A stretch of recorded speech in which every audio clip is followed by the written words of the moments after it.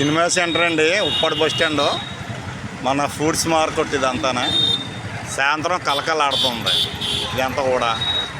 కాకినాడ జిల్లా పిఠాపురం, ఆంధ్రప్రదేశ్. ఈ నియోజకవర్గం ప్రాధాన్యత వధిస్తున్న కొణిజేల పవన్ కళ్యాణ్ గారు.